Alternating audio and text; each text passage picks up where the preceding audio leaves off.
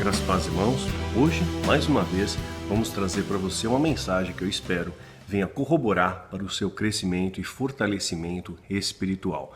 Hoje nós vamos falar sobre o olhar de baixo, é isso mesmo, o olhar de baixo. Nós vamos falar sobre a pureza da criança, né?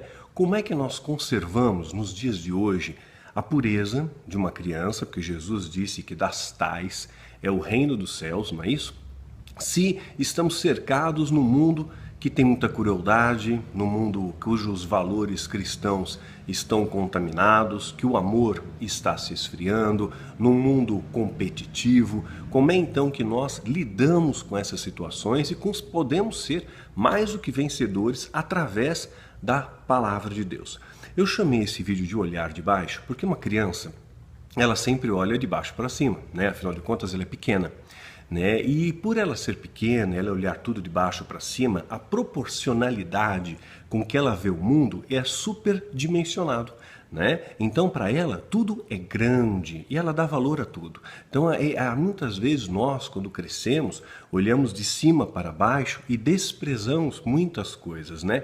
Já as crianças não, elas têm a tendência de valorizar tudo que está ao redor dela. Né? Então, vamos ver um pouquinho sobre o que a Bíblia fala a esse respeito. Né? Mateus, no capítulo 19, verso 13 a 15, está escrito assim: Depois trouxeram crianças a Jesus, para que lhes impusesse as mãos e orasse por elas. Mas os discípulos os repreendiam. Então, quer dizer, imagina aquela multidão toda, todo mundo querendo chegar perto de Jesus, né? E dentre elas as crianças. E os discípulos, não incomodem o mestre. Mais ou menos algo assim, né? Então Jesus disse: Deixe vir a minhas crianças e não as impeçam, pois o reino dos céus pertence aos que são semelhantes a elas. Veja bem, semelhantes, ou seja, que possuem a mesma natureza, que possuem a mesma simplicidade, né? Que possuem essa mesma esperança que a criança sempre tem, sempre nutre. Dificilmente você vai ver uma criança, a não ser que ela tenha um quadro patológico, tenha um quadro psiquiátrico, mas uma criança saudável, ela sempre vai estar sorrindo, né? Ela sempre vai estar disposta a brincar, ela pode estar quietinha, ela pode ser tímida. Eu gosto muito de criança, às vezes eu vou, né, em alguma festinha infantil e eu vejo que às vezes uma criança está mais quieta, eu vou lá, brinco com ela, né, faço uma mágica boba, sabe essa coisa aqui, ó, de arrancar o dedo? Né, o meu avô fazia isso para mim, ou então de pegar os dois dedos, ó, vai passar esse dedo para essa mão, e faço assim e volto, e a criança fica fascinada com aquilo, você ganha confiança, ela começa a conversar com você e contar as histórias dela e contar as expectativas, os sonhos, as fantasias, né? As fantasias, claro, fantasias puras de criança, eu sou princesa, né? Ou então eu acredito no Papai Noel, e contam para mim ali o seu dia a dia, né? Então Jesus deixou claro que o reino dos céus pertence a pessoas que têm essa mesma natureza das crianças, cujos valores não foram ainda corrompidos pelo mundo, elas mantêm aquela pureza da alma, né? Então a alma de uma criança, né, o espírito da criança é extremamente puro, é uma página em branca e vai acabar sendo contaminado com o tempo. Depois lhe impôs as mãos e partiu dali. Então Jesus, ele acatou o pleito, acatou aquele pedido que lhe fizeram, orou pelas crianças, impôs as mãos sobre ela, abençoou as crianças, depois ele saiu de lá. Então, quando nós vamos falar sobre essa pureza de coração, nós vemos que hoje temos um mundo extremamente cruel, um mundo competitivo, um mundo que falta compaixão, que falta bondade, que falta amor. Falta amor ao próximo, né? Então, vamos ver aqui também uma linha, uma diferença. Existe uma diferença entre você ser bom, mas o bom não quer dizer que você seja bobo. A Bíblia diz também para sermos prudentes, né? Então, como é que nós vamos ser simples e prudentes? Como é que nós vamos, então, preservar a criança interna dentro de nós sem que ela venha se corromper, né? Uma boa parte disso já está ligado à nossa, né, aos costumes regionais, né? Uma vez um filósofo falou com muita propriedade e perguntou para mim: por que você é cristão, Daniel? Eu falei: eu sou cristão porque eu fui apresentado a Cristo, né? Cristo mudou a minha vida, transformou a minha história, né? E eu amo profundamente esse Jesus, que é o meu único Salvador e Senhor. E ele disse assim: você só é cristão porque você nasceu no Brasil, onde existe uma influência cristã muito forte. Se você nascesse na Índia, né, se você nascesse em algum país do Oriente, na China, por exemplo, você teria uma inclinação maior a ser talvez budista ou abraçar alguma religião indiana. Se você nascesse na época do Antigo Egito, provavelmente você seria ali um adorador de Horus, né? Se você nascesse num país muçulmano, você teria uma grande possibilidade de ser muçulmano. Então esse meio nos influencia. É aí que entra a missão, o grande comissionamento que Jesus deu para você e para mim de ide e pregar o evangelho a toda criatura. E quando esse evangelho for pregado a todo mundo, aí sim virá o fim. Então nós somos colaboradores de Deus nesse processo de restauração, nesse plano maravilhoso de redenção que Deus tem. Mas sim, o meio influencia os nossos comportamentos, né? Então a psicanálise vai chamar o seguinte: vai dizer que nós temos três faixas, né? Nós temos o ego, o id e o superego. Então o ego é aquilo que você é de verdade, é o seu eu autêntico, né? Tanto é quando alguém, por exemplo, tem uma explosão de ira, ficou bravo, aí ele pega e fala: puxa, não era eu, naquele momento não era eu estava fora de mim, eu saí fora, né? Saí fora ali, a pessoa estava fora de si. Né? Então assim, não era ele. Então ele se afastou do eu essencial, do ego dele, e se transformou e deixou que o id, que segundo a psicanálise, aqui eu estou sumariando, veja bem gente, eu não sou psicólogo, eu estou apenas pontuando aqui alguns conceitos para emoldurar esse assunto.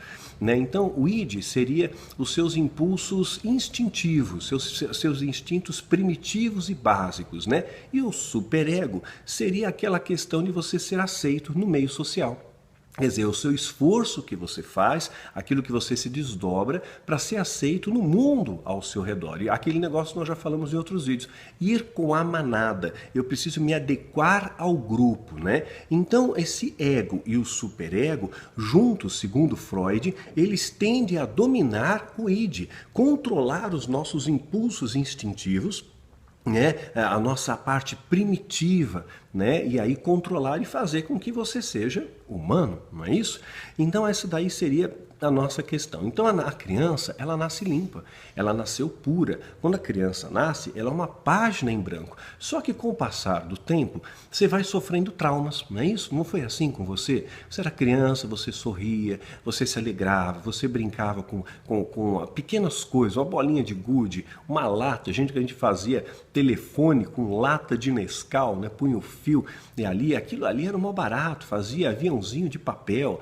Então tudo aquilo ali pra gente era o que inundava o nosso mundo infantil daquela época, né? E só que aí você vai crescendo e de repente você vai agregando experiências. Essas experiências vão moldando o seu caráter. Então, por exemplo, você teve um trauma, né? E aí depois que você teve aquele trauma, o seu andar passa a ser diferente. Né? Alguém um dia te humilhou, né? Te maltratou e te humilhou. E aí você pega e pensa assim: puxa vida, eu nunca mais vou ser humilhado dessa forma. Então você cria uma capa, você cria uma proteção. Você amou demais uma pessoa e foi traída por aquela pessoa. Então agora você tem mais dificuldade para se entregar, mais dificuldade para se render ao amor. Você tem dificuldade para se relacionar novamente, porque você tem um trauma. Então isso vai criando blindagens no seu caráter, vai trazendo medidas de proteção emocional, só que muitas dessas são exageradas. Então você acaba perdendo a oportunidade de amar mais, né? De perdoar mais, de ter uma vida mais feliz. E às vezes as pessoas são pessoas amarguradas porque não têm mais a experiência do convívio social, a experiência do amor, da troca, do carinho, da afetividade, do acolhimento, porque sofreram tantos traumas que elas se fecham num casulo, né? E dizem: eu não quero mais saber disso, eu não quero mais ser traumatizado, eu não quero mais ser decepcionado, eu não quero mais ser traído, eu não quero mais ser roubado. Então você procura se preservar, o que é justo, tá? É prudente da sua parte buscar essa preservação, porém o exagero disso, né? Tudo que é demais é sobra, né? Como já diz a minha sábia titia. Então, tudo aquilo que você faz em exagero é a diferença do remédio e do veneno, né? Tudo que for exagerado, aquilo ali que poderia ser bom para você, vai trazer o mal para você, né? A diferença do remédio e do veneno é a dose, né? Tudo que for exacerbado vai fazer mal para você. Então, uma pessoa que é cautelosa ao extremo, eu não tenho coragem de amar, eu não tenho coragem de me relacionar com ninguém. Essa pessoa começa a se fechar cada vez mais, né? Então, o nosso ego, ele vai sendo moldado a partir das nossas experiências e o fruto também do nosso meio. Então, como é que nós vamos resgatar, né, os valores primitivos, né? Como é que nós vamos resgatar o nosso perdão, o nosso valor essencial, aquela pureza de uma criança? Quer dizer, como você manter uma alma pura de criança num sistema contaminado, num sistema que falta o amor e num sistema que muitas vezes te açoita e te traumatiza, né? Então, mais uma vez, nós vamos ter que aprender aqui com Jesus. Jesus nos ensinou o segredo para você ter uma vida em abundância, para você usufruir dessa vida em abundância. E como é que eu vou ter uma vida em abundância se eu estou fechado num casulo? Como que eu vou amar ao próximo como a mim mesmo se eu já não me amo mais? Como que eu vou amar ao próximo se eu tenho medo de amar ao próximo e ser magoado pelo próximo, né? Então, esses valores passam a ser alterados em nossas vidas. Jesus, então, começa a nos ensinar algumas coisas. Primeira coisa que Jesus nos diz, né? Se você estiver em sintonia com o amor, você vai saber amar. Sintonia com o amor é sintonia com Deus, sintonia com Jesus. Significa que você vai ter uma vida de comunhão, de relacionamento com Ele. Isso fortalece a sua fé e faz com que você tenha um olhar diferente do mundo. Você passa a ver o mundo como Jesus olha o mundo. Você vê as pessoas como Jesus olha também. Olha só o que acontece, né? Primeiro ponto, perdoa, não guarda mágoa no seu coração. Perdoa. Teve pessoas que fizeram muito mal para mim, causaram muitos danos, danos financeiros, danos emocionais, danos materiais na minha vida, né? Procuraram causar danos, né? Mas se eu não perdoasse, com que tipo de vida que eu teria? Eu teria uma vida amargurada, eu estaria desconfiado, eu ia me furtar de poder de lançar a rede de novo, sabe? De jogar mais uma vez a rede, de tentar mais uma vez e de muitas vezes ter experiências maravilhosas e extraordinárias que Deus tem para a minha vida e tem para a sua vida, e você talvez por tanto cuidado excessivo para não se machucar mais, você se priva disso, né? Então, perdoa, né? Esse desejo de vingança, quando você perdoa, você tira do seu coração aquele desejo de vingança, aquela coisa de desejar o mal para o outro. Isso vai deformando a nossa alma, isso vai contaminando os nossos valores, né? Lucas, no capítulo 23, no verso 34 a 35, diz assim: E dizia Jesus: Pai, perdoa-lhes, porque não sabem o que fazem. E repartindo as suas vestes, lançaram sortes. E o povo estava olhando, e também os príncipes zombavam dele, né? Dizendo: a outro salvou, salva-te a ti mesmo. Se este é o Cristo, se este é o Cristo escolhido de Deus. Então Jesus estava sendo zombado, Jesus estava sendo escarnecido pelo povo, pelos sacerdotes, pelas pessoas que ele amou, que ele ensinou, que ele se dedicou à sua vida, né? Que mal que Jesus fez, não é verdade? Né? E mesmo assim ele diz ali: perdoa, eles não sabem o que fazem. Então Jesus nos ensina essa questão do perdão, né? Porque o perdão traz libertação para você, perdão liberta. Enquanto você não perdoa, você está preso naquela questão: e agora, aquela pessoa, que raiva, um dia ela vai ver só, né? Deixa na justiça de Deus, né? Ame incondicionalmente, isso vai te libertar da expectativa de retorno. Quando você ama alguém incondicionalmente, ou seja, sem estar ligado a alguma condição, sem eu vou amar aquela pessoa, eu vou ajudar aquela pessoa, porque um dia aquela pessoa vai me ajudar também. Então, não espere isso das pessoas, né? O ser humano, muitas vezes, a natureza humana é ingrata. Você vai sofrer muito com a ingratidão humana. Então, se você não nutrir expectativas que aquela pessoa vai ser grata a você, né? Se um dia ela for grata, você está no lucro. Mas o negócio é amar incondicionalmente, como Jesus nos amou, como Jesus nos ama, né? Independente do que você faça. O filho pródigo fez um monte de bobagem, ele continua sendo filho. mesmo afastado do pai. O pai continua amando, tanto é que quando o filho volta, ele está feliz da vida, ele manda fazer uma festa, ele não põe o filho na prisão, ele não traz ali um castigo, né? Mas o arrependimento traz mudança. Então, nós vemos que seria muito melhor, você viveria muito melhor se você amasse as pessoas e ajudasse as pessoas incondicionalmente. Não tem expectativas de que elas um dia vão ser agradecidas a você, né? Muitas vão ser, mas a grande maioria não vai ser. Então não crie essa expectativa. Fizeram isso com Jesus. A maioria pediu a crucificação de Cristo, né? A maioria daqueles que ele ajudou cuspiram nele, se afastaram dele. Até os discípulos se afastaram dele, né? João 6,60 fala disso, né? Aí vamos ver uma outra situação. Pedro vai negar a Cristo. E Cristo sabia que Pedro ia negá-lo. Agora imagina que se você tivesse esse dom, né, de saber que alguém que está muito perto de você, alguém que você treinou, que você ajudou, que você acolheu, que você ensinou, né, que de repente essa pessoa vai te trair. Qual seria a sua reação? Ah, já que vai me trair mesmo, eu não invisto mais, que se lasque essa pessoa, não é isso? Mas Deus é amor, e o amor de Deus sobrepuja as nossas fraquezas, né? Mesmo assim, Jesus escolheu amá-lo, né? Amá-lo incondicionalmente, sem expectativas de retorno, né? E vai negar e vai olhar para Pedro com compaixão na hora da negação, né? O olhar de Jesus era conhecido por Pedro. Pedro conhecia aquele olhar de Jesus. Ele viu aquele olhar muitas vezes. Quando ele olhava Jesus olhando para cima, né, para falar com o Pai. Lucas 9,16. E tomando 5 pães e 2 peixes, olhando para o céu, abençoou e partiu, e deu aos seus discípulos para porem diante da multidão. Então ele olhou para o céu. Então Pedro conhecia o olhar de Jesus, o olhar que olha para cima, o olhar que é grato, o olhar que não olha para o seu próprio ego, para o seu próprio coração, para o eu, né? O olhar que sabe que depende de tudo, nós dependemos dele. Pedro conhecia aquele olhar que Jesus olhou para Zaqueu, em Lucas 9,5, e quando Jesus chegou àquele lugar, olhando para cima, viu e disse: Zaqueu, desce depressa, porque hoje me convém pousar em sua casa, né? Então, Jesus olhou para Zaqueu com amor. Ele não olhou para Zaqueu: o que você está fazendo aí em cima da árvore, seu maluco? Não, olhou com amor. Zaqueu, eu estou vendo a sua intenção. Eu estou vendo que você está aí no alto para me ver. E eu te vi aí em cima, né?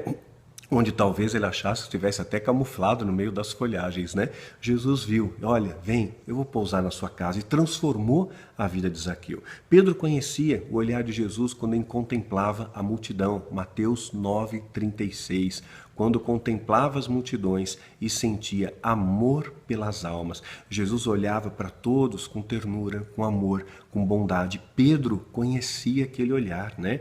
Mateus 9,36. Ao ver as multidões, teve compaixão delas, porque estavam aflitas e desamparadas, como ovelhas sem pastor.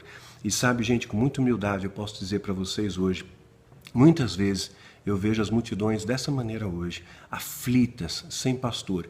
E eu tenho me esforçado, me desdobrado, no melhor que eu posso. Talvez eu não esteja fazendo o melhor, mas sinceramente, diante de Deus, é o melhor que eu posso. Na simplicidade desses vídeos, né, na minha humildade, talvez dentro até mesmo das minhas falhas, das minhas limitações, eu procuro passar para você a palavra do amor de Cristo, o conforto do amor de Cristo, as verdades que podem mudar e transformar a sua vida, como tem transformado a minha vida, né? Não quer dizer que você vai ser rico, já te falei outras vezes, né? Moro de aluguel, dirijo um carro popular, não tenho dinheiro guardado, né? Mas Deus me deu aquela paz que transcende o entendimento, e isso vale mais do que todos os tesouros, porque o meu tesouro está lá no céu, né? E saber também que cada um de vocês está sendo abençoado com essa mensagem. Então isso é extremamente gratificante, né? É esse olhar de ternura que nós temos que olhar os nossos semelhantes, né? Claro, sou contra o pecado, veementemente contra, não sou contra essa palhaçada, esse circo que estão fazendo nos altares da igreja. A indignação que estava no coração de Jesus, quando ele viu o comércio no templo, muitas vezes se apodera no meu coração também, né? O que estão fazendo com a casa do Pai? O que estão fazendo com a casa do meu Deus? O que estão fazendo com os templos? Virou pão e circo, como eu já falei no vídeo lá, o profeta do ato. Dá uma olhadinha lá para ver, né? Então, Pedro conhecia aquele olhar, Mateus 9, de 1 a 2. E entrando no barco, passou para o outro lado e chegou à sua cidade. Eis que lhe trouxeram um paralítico, deitado numa cama. E Jesus, vendo a fé deles, disse ao paralítico: tem bom ânimo, perdoados te são os seus pecados. E ele foi curado, né? Então, assim, vendo o paralítico, Jesus via o que as pessoas não viam. Ele via aquelas pessoas que eram desprezadas. Ele tinha um olhar, ele escutou a voz do cego que as pessoas mandavam calar a boca. Ele tocou o leproso que ninguém encostava. Ele falou com as mulheres que não podiam falar, a samaritana, né? Ele ouviu o paralítico, ele viu as multidões com compaixão. Então, Jesus, ele tinha um olhar que ele manteve a sua pureza, né? Ele manteve aquela pureza de criança, mesmo estando cercado de hostilidade à volta dele, as pessoas criticando, dizendo que ele tinha parte com Belzebu, a multidão tendo dúvida dele, muitas vezes desprezando a ele, tentando apedrejá-lo, e Jesus continuava olhando para cada um com amor. Jesus não desiste da gente, querido, não desiste de você, ele não desiste de mim, né? Então esse é o olhar. Pedro conhecia, né? João 9, 26. Mesmo quando Jesus estava na cruz, ele olhava para as pessoas ali com ternura. Ora, Jesus, vendo ali sua mãe e o seu discípulo, a quem ele amava, que era João, estava presente, disse à mulher: mulher, eis aí o teu filho. Jesus teve a preocupação: olha, minha mãe, Maria, toma conta de João para mim, ele é meu discípulo amado. E dá a mesma ordem para João: João, toma conta da minha mãe, né? Quero que vocês cuidem uns dos outros. Mesmo ali, ele teve aquela preocupação com o seu discípulo, teve aquela preocupação com a sua mãe, né? Ele viu a necessidade. E agora, o que vai ser da minha mãe? E agora, o que vai ser de João? João talvez tivesse uma proteção emocional mais frágil, quem sabe, né? E Jesus sabia de todas as coisas, né? Então, Lucas, no capítulo 19, verso 39 a 41. E disseram de entre a multidão alguns fariseus: Mestre, repreende os seus discípulos. E respondendo ele, disse-lhe: Digo-vos que se estes se calarem, até as próprias pedras clamarão. E quando lá chegando, veio à cidade e chorou por ela. Então nós sabemos que hoje até as pedras clamam. Eu vejo hoje pessoas, muitas vezes sem preparo teológico, mas clamando e falando da verdade bíblica, né? Então Deus, ele usa quem ele quiser. O vento sopra para onde ele quer. E aqui ele vendo Jerusalém, chorou por ela, porque ele sabia o que ia acontecer com Jerusalém, né? Então, Pedro conhecia esse olhar de compaixão, esse olhar de ternura, esse olhar que quer ajudar, esse olhar que olha no fundo do seu coração, né? Pedro também lembra daquela situação quando sai narrado em João, capítulo 11, 33 a 35. Tudo isso certamente passou na cabeça de Pedro quando ele nega Jesus 3 vezes. Jesus, pois, quando a viu chorar, e também chorando os judeus que com ela vinham, moveu-se com muito em espírito. Ele ficou incomodado, sabe? Ele chora com a gente, querido. Jesus chora com você. Ele conhece a sua dor, ele conhece as suas limitações, né? E perturbou-se e disse: Onde o pusestes? Disseram: Senhor, vem e vê. E Jesus chorou. O menor versículo da Bíblia e talvez um dos mais profundos, porque mostra a humanidade de Cristo, mostra que ele chora com você, que ele entende a sua dor, que ele não está ali à parte, mas ele é participante da sua vida. Ele chora com os que choram e celebra com os que celebram. Ele vive aquilo que ele prega. Então, Pedro lembra de tudo isso. Olha todas essas coisas que Pedro viu, né, enquanto esteve com Jesus. Até que houve uma situação. Lucas no capítulo 22, de 60 a 65. E Pedro disse: Homem, não sei o que dizes, né? Lembra? Jesus disse que ele iria negá-lo e de repente Jesus é preso e agora começa uma perseguição e Pedro é confrontado. Você não estava lá com Jesus? E ele começa a negar e 3 vezes Pedro vai negar Jesus. E Pedro disse: Homem, não sei o que dizes. E logo, estando ele ainda a falar, cantou o galo. E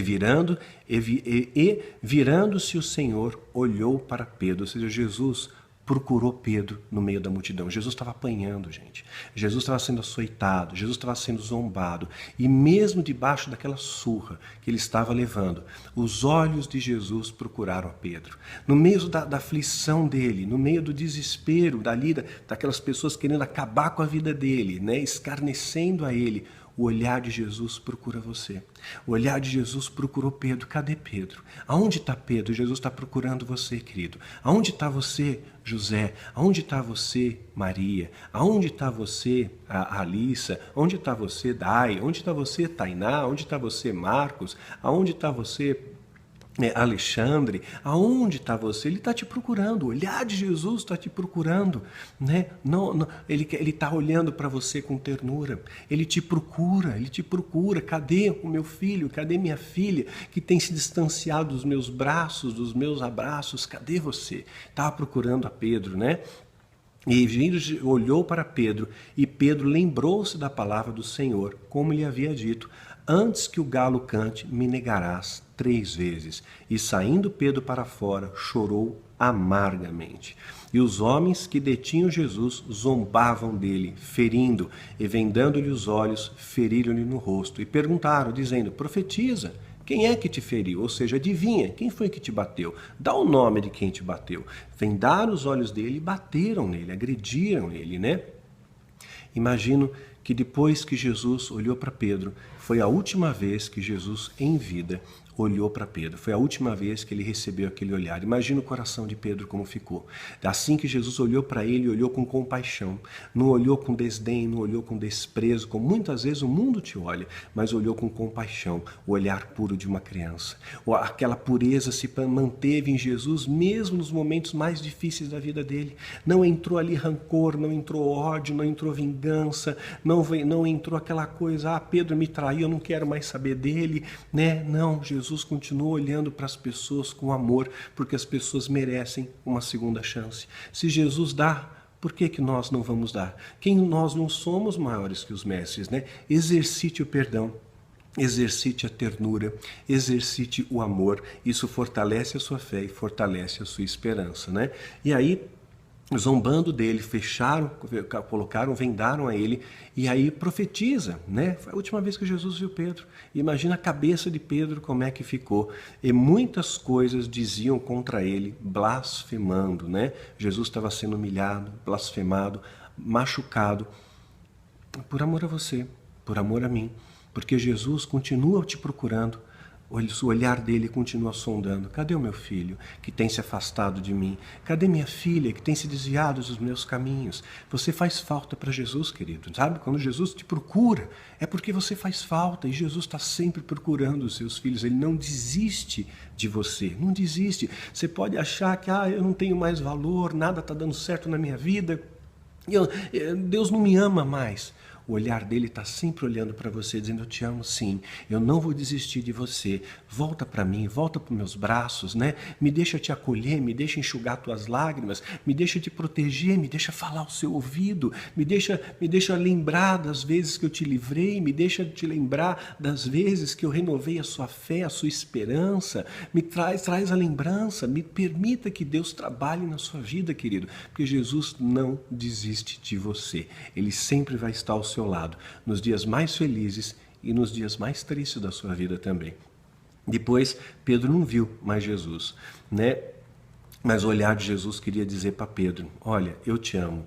Então, o mundo à nossa volta, ele quer nos moldar, não é isso? Ele vai nos moldar, né, com o molde dele, mas você não é desse mundo, você é peregrino aqui. Então, não permita que esse mundo te molde, você é o influenciador. Eu lembro que esses dias eu debati lá no programa do Heber Cocarelli, né, no Vejam Só, a respeito de mapeamento espiritual, e havia toda uma preocupação, se os demônios espirituais, se os espíritos territoriais podem influenciar ou não na nossa vida, né? E eu lembrei que, poxa vida, Daniel estava num local aculturado por demônios, a Babilônia, um sistema politeísta, cheio de príncipes territoriais ali. Daniel foi o influenciador, ele não foi influenciado, porque o olhar dele era o olhar de Cristo, né?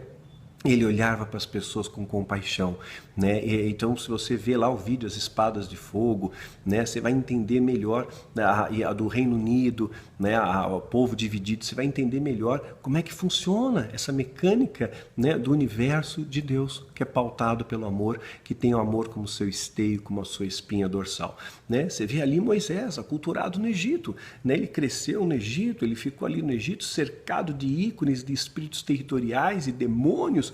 Mas Moisés foi o influenciador, ele não se deixou influenciar, né? Então você tem que ser um influenciador. Você não pode se permitir ser influenciado, né? A gente vê ali Daniel, vê José, vê Moisés, por exemplo, que estavam em locais extremamente cercados de ícones. O próprio Jesus, no politeísmo romano, na igreja contaminada, ele não foi influenciado, ele foi o influenciador.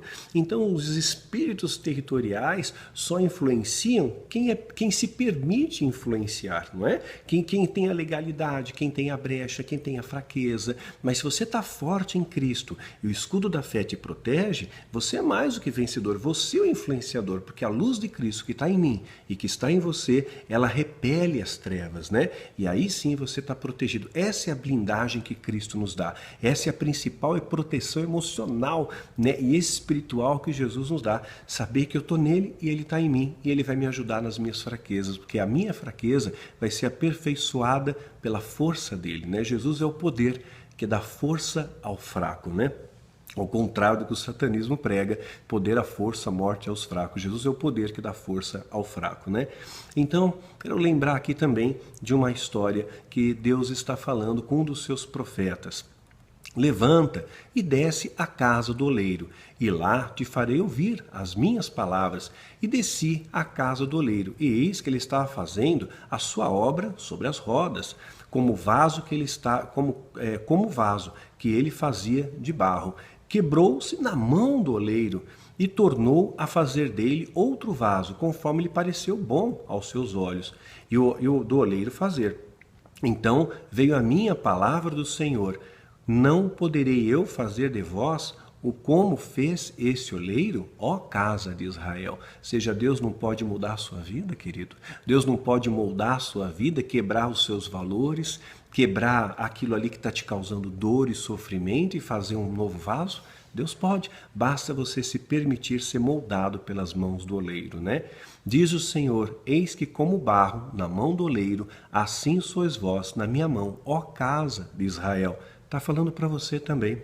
Está lá em Jeremias, capítulo 18, verso 2 a 6, né? Deus, ele pode mudar, pode fazer com que você tenha de novo aquela pureza de uma criança, que todos aqueles traumas que você passou, que aquelas situações horríveis que você passou, hoje Deus te capacite a perdoar, te capacite a caminhar, né? Então você anda na contramão do sistema, como nós já falamos lá no vídeo de ovelhas. Quando todas as pessoas duvidarem, você tem fé. Você acredita. Quando todas as pessoas apontarem o dedo, você vai fazer diferente. Você estende a mão, que você olha como Cristo olha. Quando todos disserem que não pode, você vai lembrar: sim, em Cristo eu posso todas as coisas. Quando disserem crucifica, quando todo mundo disser crucifica, né, para Jesus, os valores de Cristo, eu estou falando, crucifica os valores de Cristo, aquilo que Jesus defendeu. Jesus não expulsou os mercadores do templo? Expulsou. E hoje os mercadores voltaram para o templo com mais mercadoria ainda, né? Tem de tudo, tem até spray para matar o diabo, né? Spray repelente de diabo. Então, a gente vê tanta coisa, fogo estranho, né? E você, quando todo mundo estiver dizendo crucifica os valores de Cristo, você vai ser aquela voz que clama no deserto, que ousa dizer: está errado isso, né? Eu vou com ele para a cruz, né? Eu vou junto com Jesus, eu vou tomar minha cruz e vou seguir Jesus. Eu vou contra esse sistema que blasfema contra ele, que agride a ele, porque o olhar dele me procura. O olhar dele está sempre me procurando e ele quer restaurar a minha vida. E depois Pedro vai ter um encontro maravilhoso com Jesus, lá em João, no capítulo 21. Onde sim, aí sim, ele vai ver o olhar de Jesus mais uma vez, um olhar de ternura, e diz: Pedro, você me ama? E Pedro responde: sim, mestre, eu te amo. 3 vezes, né? E aí Pedro teve uma experiência maravilhosa, uma conversão extraordinária, e a partir daí a vida de Pedro nunca mais foi a mesma. Ele se acostumou, ele sabia que o mundo ia negá-lo, ele sabia que o mundo ia persegui-lo, como perseguiram também ao mestre, porque nós não somos maiores que o mestre, né? Jesus, então, ele olha para você né? Ele não desiste de você. Você está nele, ele está em você também. Então que o seu olhar seja puro como o dele, que você mantenha o seu coração puro, porque o coração puro faz uma grande diferença. Mateus 5:8. Bem-aventurados os puros de coração, porque eles verão a Deus. Os puros de coração, essa pureza que uma criança tem. Então, querido, fica aqui o desafio para você. Mantenha o seu coração puro, não deixe entrar a raiva, não deixe entrar a amargura. Permita que o amor de Deus inunde o seu coração e renove as suas forças a cada dia. Olhe para o mundo como Jesus olha e lembra, Ele está olhando para você. Ele está olhando para você nas horas que você honra Ele e nas horas também que você desonra Ele. Não traga tristeza ao coração do Pai, que a alegria no Senhor seja a tua força. E como é que eu alegro o Senhor? E me alegro no Senhor, fazendo a vontade dEle. E assim sendo, eu vou ser puro de coração, e tendo essa pureza de coração, eu verei a Deus, eu ouvirei a Deus, e Ele vai guiar os meus passos, vai guiar os meus caminhos, e nenhum mal vai me tocar. É essa mensagem que eu tinha que dar para você hoje, querido, para fortalecer, para que essa criança que aí de dentro possa aflorar novamente, viu? Porque é delas o reino dos céus. Que Deus te abençoe e te guarde.